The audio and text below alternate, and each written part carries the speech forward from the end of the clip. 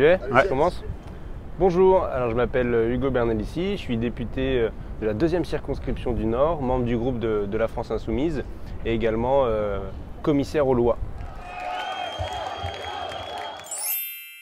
En visite au Vatican, Emmanuel Macron a dit ceci: la laïcité française est parfois un mystère. Vous avez compris quoi de cette phrase, Hugo Bernalici? J'ai compris qu'il n'avait pas très bien compris ce que c'était la laïcité, d'autant plus que quand on voit les éléments de langage qui ont été diffusés par le gouvernement, notamment par son porte-parole Benjamin Griveaux en disant non mais attendez, c'est un titre honorifique, c'est même un titre laïque.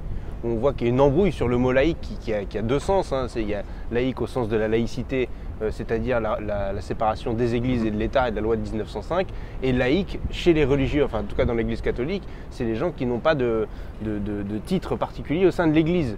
Donc il y a des prêtres laïcs, mais à ce jeu-là, on ne comprend plus rien, quoi.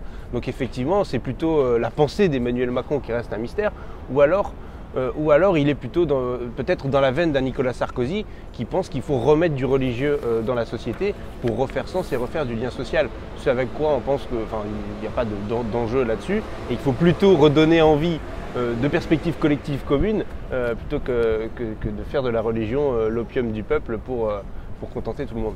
Alors je sais que vous êtes très attaché à la notion de laïcité. Éric Ciotti veut rallonger la devise nationale en ajoutant le terme laïcité à liberté, égalité, fraternité. Ça vous semble être une bonne idée? En fait, j'ai envie de dire, dans l'absolu, pourquoi pas. De manière pratico-pratique, c'est un peu emmerdant quand même, parce qu'il va falloir changer tous les frontons des écoles, des mairies, etc. Voilà. Par contre, le mettre dans la Constitution, le constitutionnaliser, ça c'est un bel enjeu, et d'ailleurs ça fait partie des amendements qu'on défend dans le cadre de la réforme constitutionnelle à l'Assemblée. Alors il a également été question de politique migratoire avec le pape, et Emmanuel Macron semble avoir un peu changé de ton. Il ne parle plus de crise migratoire mais de crise politique interne en Europe. C'est un bon début? Non, je pense pas que ce soit un bon début, parce que moi ce que je vois c'est surtout hyper hypocrite, quoi. Il va voir le pape qui a un message un peu particulier sur les personnes migrantes. En fait il a un message à peu près normal de quelqu'un de normalement constitué qui dit il faut accueillir les gens qui sont en détresse.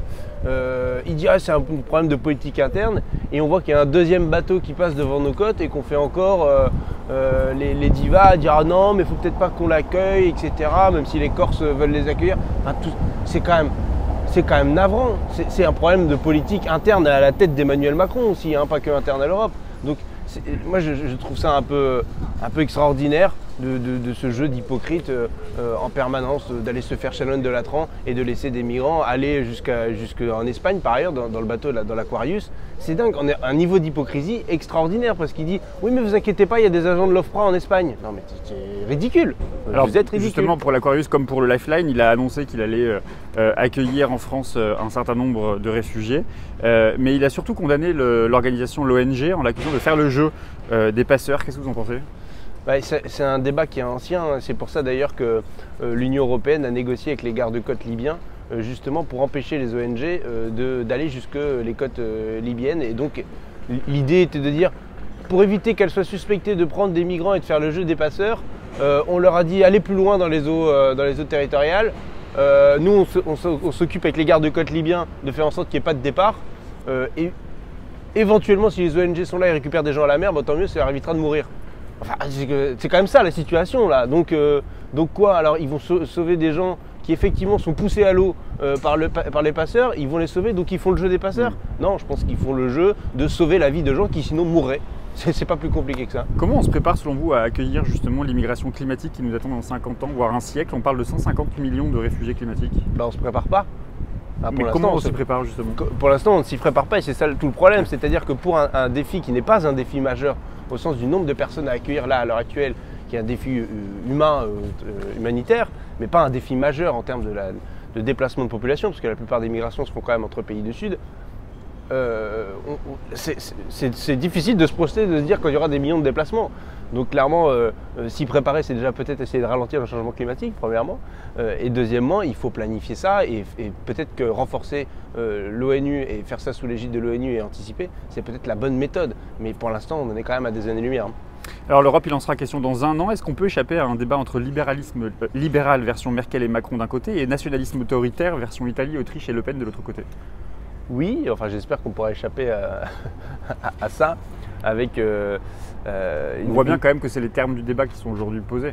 Ouais, oui, mais c'est parce que les deux camps en question ont intérêt à poser le débat en ces termes. Nous, on n'a aucun intérêt à poser le débat en ces termes, puisqu'on n'est ni des libéraux, ni des nationalistes. Donc, il va falloir effectivement à la fois poser les sujets qui fâchent en disant le rôle de l'Union européenne aujourd'hui, qui est une Union européenne qui est autoritaire, au sens où elle applique de manière autoritaire le libéralisme économique le plus libéré, on va dire. On le voit sur la SNCF ou sur le marché du travail dans toute l'Europe. Sans pour autant, et donc réaffirmer que le cadre national est un cadre de souveraineté qui permet de transformer à la fois le pays mais aussi l'Europe, et que l'objectif est une transformation de l'Union européenne. Et de rappeler que c'est pas entre eurosceptiques et eurobéa ou je sais pas trop quoi, c'est quelle Union européenne on veut. Effectivement, il y a des nationalistes qui sont pour un repli identitaire dans leurs frontières nationales, et il y a des gens qui pensent que la souveraineté nationale et populaire du coup doit pouvoir être un moyen de mieux coopérer au sein de l'Union européenne. Mais c'est clair que le débat s'annonce assez compliqué. Si ce n'est qu'en France, la principale difficulté, ça ne va pas être ces éléments de débat-là, hein. Clairement. Ça va être pour les gens qui vont s'intéresser à l'élection. Le premier enjeu, c'est mobiliser les classes populaires abstentionnistes qui s'abstiennent très très massivement pour le scrutin européen. En France, le mouvement social va se heurter à la pause estivale. Qu'est-ce que vous dites aux cheminots qui hésitent aujourd'hui à poursuivre la grève cet été ? J'ai envie de leur dire ne lâchez rien, mais selon ce que vous êtes en capacité de faire, quoi. Moi, je ne vais pas leur dire bon les mecs, allez c'est parti, juillet-août, faut que vous y soyez à fond, hein. Sachant que nous en août on va essayer de se reposer un peu aussi à l'Assemblée. Donc c'est pas mon genre, c'est à eux de décider de voir ce qu'ils sont en capacité de faire. Moi je pense que tout moyen d'action qu'ils adopteront, on le soutiendra et il sera bon. Ce que j'ai entendu notamment, parce qu'il y a la petite musique qui est en train de sortir en disant oui l'UNSA, la CFDT, lâche le mouvement, etc. Bon, j'ai vu que la CFDT c'était un peu plus subtil que ça. Ils disent on arrête là pour éventuellement, a priori, mieux reprendre à la rentrée, parce qu'on sait très bien qu'à la rentrée, il y a d'autres réformes qui vont arriver, que les cheminots vont être dedans aussi, à savoir la réforme des retraites. Donc si c'est se reposer pour mieux faire grève à la rentrée, pourquoi pas? C'est aussi un moyen d'action qui peut s'entendre. Comment vous expliquez, ou en tout cas pourquoi malgré la dureté des réformes qui ont été votées, la loi travail, la loi université, la loi SNCF, asile et immigration, pourquoi selon vous la mobilisation n'a pas pris ou ne prend pas encore ? Moi je pense qu'on ne peut pas faire une analyse sur l'année écoulée. Faut remonter à beaucoup plus loin. Quand on voit, je pense que des Nicolas Sarkozy ont parfaitement bien préparé le terrain de dire quand on manifeste dans ce pays, tout le monde s'en fiche, hein, c'était le genre de phrase qui sortait à l'époque. Ça ne se voit pas. Ça ne se voit pas. De toute façon, vous pouvez manifester autant que vous voulez, les réformes s'appliqueront. Donc quand même le dernier vrai recul par la mobilisation populaire dans la rue, ça a été le CPE. Donc depuis Sarkozy, tout s'applique. En dépit des manifestations, des mobilisations. Et ça, c'est un effet des mobilisateurs et ravageurs dans la tête des gens qui se disent mais ok, je suis contre la réforme, mais à quoi ça sert que je me mobilise? Sérieusement, voilà. Et donc la principale responsabilité des syndicats, des organisations politiques, des associations, c'est de redonner du courage, de dire c'est possible. Voilà, sans aucune garantie à la fin, parce que quand on se mobilise, on n'a aucune garantie. La seule garantie qu'on a, c'est que si on fait rien, il ne faut pas s'attendre à ce que quelque chose se passe. Plusieurs syndicalistes que nous avons reçus dans la midinale nous ont dit que l'absence de perspective politique était pour partie responsable de la démotivation des troupes. Vous comprenez ce sentiment ? Je peux le comprendre. Je peux le comprendre. Après, je ne pense pas que le problème ait été une absence de perspective politique. Dans le moment de la mobilisation de la grève, je pense qu'aujourd'hui, les différentes centrales syndicales n'arrivent pas à se coordonner pour faire ce que la grève est censée faire, à savoir bloquer le pays. Bloquer le pays, la production du pays. Là, quand les cheminots s'y mettent, on se dit si pour débloquer la situation et faire reculer le gouvernement, il faudrait que les routiers s'y mettent, il faudrait que les raffineries soient bloquées, il faudrait que la fonction publique majoritairement s'y mette, que dans le secteur privé, dans les secteurs clés, des grosses entreprises, notamment dans l'automobile, etc., qui s'y mettent. C'est comme ça que ça fonctionne, c'est pas une forme de grève générale et de blocage du pays. Donc c'est plus à ça qu'il faut travailler, à mon sens. La perspective politique, après, c'est les électeurs qui choisissent à la fin. Je dis ça parce que je pense qu'on essaye, nous, de remplir modestement cet objectif à la France Insoumise, d'être un débouché politique aux luttes. Mais en plus, on n'est pas les seuls. Enfin voilà, historiquement, le Parti communiste essaye de faire ça, le Parti socialiste, sous une autre forme, a essayé de faire ça. Là, en ce moment, Génération, les Verts, etc. Donc, c'est pas pour moi un problème d'offre politique. C'est plus un problème. Ça a été un problème de se dire, mais en plus, de toute façon, on ne gagnera pas. C'est-à-dire qu'on ne gagnera pas dans la rue, on ne gagnera pas non plus les vraies élections. Sauf que la dynamique qu'a instaurée la France Insoumise et les scores qu'on fait, importants qu'on a fait à l'élection présidentielle, le fait qu'on a un groupe parlementaire, qu'on agisse, qu'on soit visible, etc., je pense que c'est plutôt de nature à encourager et à redonner du courage que le contraire. Vous avez déclaré au Monde que les municipales sont dans toutes les têtes et qu'en tant que militant méthodique, vous commencez à y travailler. Vous travaillez à quoi, Hugo Bernalicis? Programme au rassemblement, à votre candidature? Ça Non, je ne prépare pas ma propre candidature. Enfin, en tout cas, je pense que c'est pas souhaitable que des copains qui soient déjà en responsabilité se mettent en dynamique dans la perspective d'être eux-mêmes candidats pour les élections municipales. Enfin, quand je dis candidat, c'est tête de liste, etc. Parce que je pense qu'on se trouvera sur des listes, peut-être en bout de liste pour mettre les noms sur le bulletin, pour bien identifier les choses, quoi. Mais l'objectif, c'est quand même de faire émerger des nouvelles têtes. Alors après, comment ça fonctionne pour les municipales? Bah oui, il y aura des éléments de programme nationaux. Parce qu'encore une fois, dans la veine de ce qui avait été fait par le communisme municipal ou le socialisme municipal, vous aviez des grands thèmes qui étaient défendus dans toutes les mairies en disant si vous élisez un maire, donc là en l'occurrence si vous élisez un maire France Insoumise, eh ben, on tendra vers la gratuité des cantines scolaires dans la commune pour les écoles primaires et ce sera de la nourriture au moins 50% bio, objectif 100% bio. Voilà. On sait que si on met le bulletin de vote où que ce soit dans le pays où il y a France Insoumise, c'est ça qui sera défendu pour la mairie.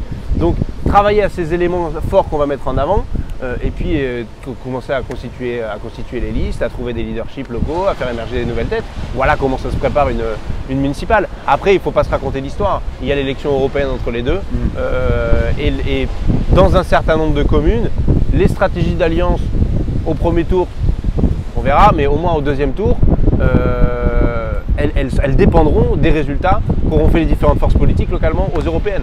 J'ai une dernière question, Hugo Bernalicis. Ce week-end se tiendra le congrès du parti de gauche. C'est quoi l'enjeu pour le parti de gauche? Est-ce qu'il a vocation à exister encore, ce parti qui a été créé en 2009 par Jean-Luc Mélenchon et Marc Delez?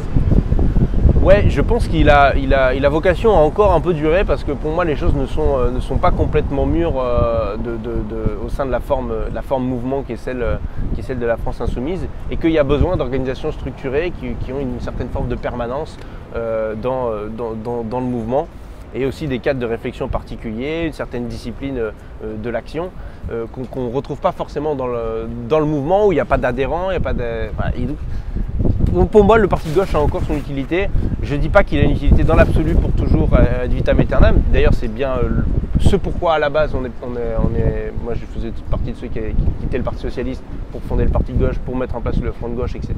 On a une vision très jaurétienne sur le sujet, de dire que l'organisation politique qu'on définit, elle doit correspondre aux enjeux. C'est un outil, donc à un moment donné, cet outil parti de gauche, il a encore une utilité dans la période et donc il faut continuer à le maintenir et à l'utiliser. Et quand il n'aura plus d'utilité, on passera à l'outil suivant. Merci beaucoup Hugo Bernalicis. Demain, c'est une nouvelle journée d'action contre la politique du gouvernement. Je reçois Éric Benel, il est le porte-parole de l'Union syndicale solidaire. Vous avez une question pour lui? Oui, j'ai une question pour lui. Est-ce que il pense que les étapes qu'on a franchies successivement avec le 5 mai, la fête à Macron, puis le 26 mai, seront des points d'appui utiles pour la rentrée en septembre, à savoir pour la réforme des retraites? Est-ce qu'il pense que couplé à la fois des dates de mobilisation, de grève en semaine et des mobilisations le week-end de masse pour mobiliser largement, est-ce que c'est une stratégie qu'on doit poursuivre? Eh bien, je lui transmettrai la question. Merci beaucoup.